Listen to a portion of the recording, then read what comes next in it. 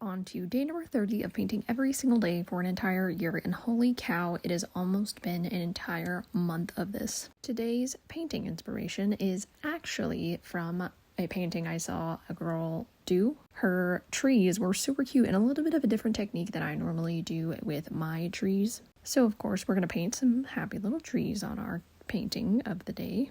Now, I normally fill my trees in. I normally have some pretty full and fluffy looking trees, and I think that is great, but I love doing new things and trying new techniques and challenging myself, and I wanted to see if I could make my trees as cute as her trees were. So we are getting in here with a beautiful, colorful, cloudy sky. We're making it a very colorful painting today, keeping things light and fun and fluffy and just really trying to contribute to the vibrance of the calendar. Clouds were one of the hardest things for me to figure out how to paint. Clouds, rocks, noses were just the top 3 hardest things for me to get a concept of in order to make them look like they were those things and like how I wanted them to look like after making them look like they were what they are.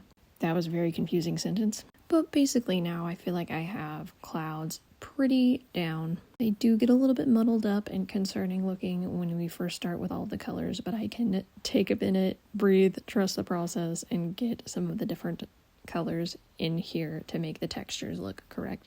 Hitting them with highlights and the shadows and then the middle tones to bring everything together. And we're going to throw some mountains off in the background. I'm going to leave it up to interpretation on this one for what our season is. It could definitely be a winter painting, just really without snow. I'm going to put a little lake or tundra or field or whatever you want to call this down here in the front beneath the mountains. So we could definitely call it a frozen tundra and it be a winter theme. I'm not going to put any snow on these trees, so it could go spring or summer, maybe even fall. Painting trees, we are starting out with the trunks as usual and then getting in here with some branches.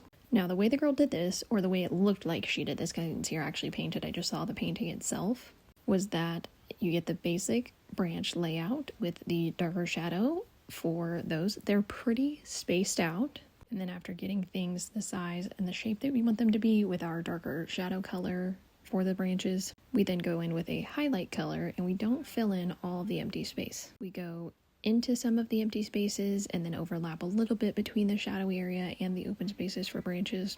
And that leaves a little bit more negative space, letting the tree breathe a little bit more and not be as dense as I normally make them. And then of course we've got the 30 in the corner for the 30th. This is the painting all cut out. It's time to glue it up onto the calendar. I think this looks so cool. Our first month of paintings is almost done. I sure can't wait to hear what you have to say in the comments. And we'll keep painting every day.